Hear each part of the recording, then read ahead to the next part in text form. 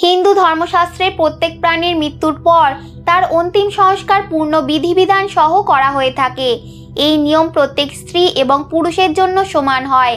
কিন্তু যখন কোনো বাচ্চা বা গর্ভবতী মহিলার মৃত্যু হয় তখন তার অন্তিম সংস্কারের বিধি যে কোনো সাধারণ মৃত ব্যক্তির থেকে আলাদা হয়ে থাকে।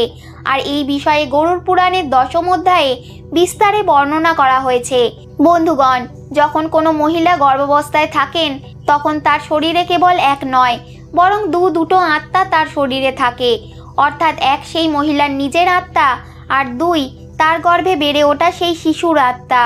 এমন অবস্থায় যদি কোনো গর্ভবতী মহিলার মৃত্যু হয়ে যায় তাহলে সব থেকে আগে ওই গর্ভবতী মহিলার বাচ্চাকে পেট কেটে বের করে নিতে হবে। কেননা মাতার মৃত্যুর পর তার গর্ভে পালিত শিশুর মৃত্যুও কিছুক্ষণের মধ্যেই হয়ে যায়। যদি গর্ভবতী মাতার মৃত্যু কিছুক্ষণের মধ্যে হয়ে থাকে তাহলে হয়তো তার গর্ভে পালিত শিশুর মধ্যে জীবন থাকতেও পারে আর বাচ্চার আত্মা তখনও তার শরীরের মধ্যেই আছে। এমন পরিস্থিতিতে যদি বাচ্চা জীবিত থাকে তাহলে তার পালন পোষণ পরিবারের অন্যান্য বাচ্চার মতনই করা উচিত। আর যদি বাচ্চা মৃত হয় তাহলে তার অন্তিম সংস্কার কিভাবে করা হয় তাও জানবো এই ভিডিওর মাধ্যমে। বন্ধুগণ, গরুড় পুরাণের 10ম অধ্যায়ে গর্ভবতী মহিলার অন্তিম সংস্কার বিষয়ে এক স্পষ্ট বিধির বিধান বর্ণিত রয়েছে, যা অনুসারে মৃত গর্ভবতী স্ত্রীর অন্তিম সংস্কার গরুড় পুরাণে বর্ণিত ক্রিয়াকলাপের পালনের মাধ্যমেই করা উচিত।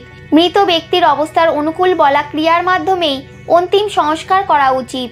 একটি নিশ্চিত অবস্থার পর ব্যক্তির উপনয়ন সংস্কার করা হয়ে থাকে। আর যে ব্যক্তির উপনয়ন সংস্কার হয়ে যায় তার পূর্ণ বিধিবিধানের মাধ্যমে অন্তিম সংস্কার করা হয়ে থাকে। স্ত্রীদের উপনয়ন সংস্কার হয় না, বরং বিবাহকেই উপনয়ন তুল্য মনে করে তার দাহ সংস্কার করার বিধান আছে। অতএব যে কোনো স্ত্রীর মৃত্যুর পর শয্যাদান, গোদান, ঘটদান, অষ্টমহাদান ইত্যাদি ক্রিয়া অনিবার্য বলে মানা হয়। গরুড় পুরাণে এটাও বর্ণিত আছে যে যখন কোনো গর্ভবতী মহিলার স্বামীর মৃত্যু হয়ে যায় তখন ওই অবস্থায় তাকে সহনশীলতা আর ধৈর্যের পরিচয় দেওয়া দরকার। গর্ভবতী মহিলার চিতার সাথে সতী হওয়া উচিত নয়, বরং বাচ্চাকে জন্ম দিয়ে তার পালন পোষণ করা উচিত।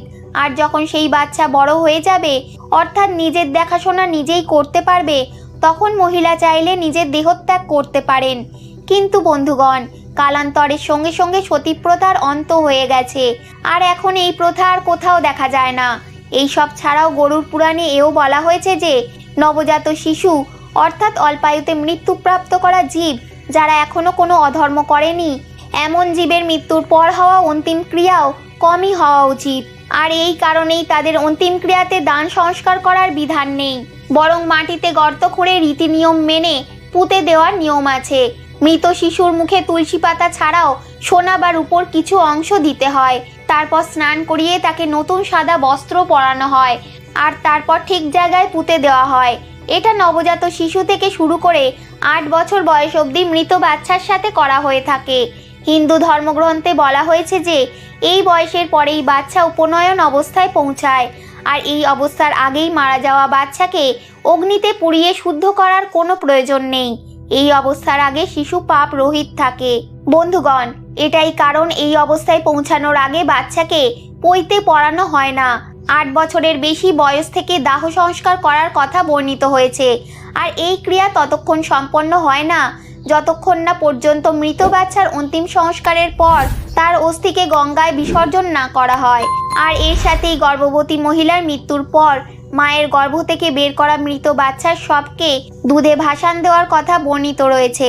গরুড় পুরাণে গর্ভে নষ্ট হওয়া সন্তানের সম্পর্কে আলাদা একটি তথ্য বর্ণিত রয়েছে, যেটা অনুসারে গর্ভ নষ্ট হলে কোনো ক্রিয়া তো করা হয় না, কিন্তু এমন শিশুর মৃত্যুর পর বিশেষ রূপে দুধ অর্থাৎ দুধের দান করা উচিত বলে মানা হয়ে থাকে।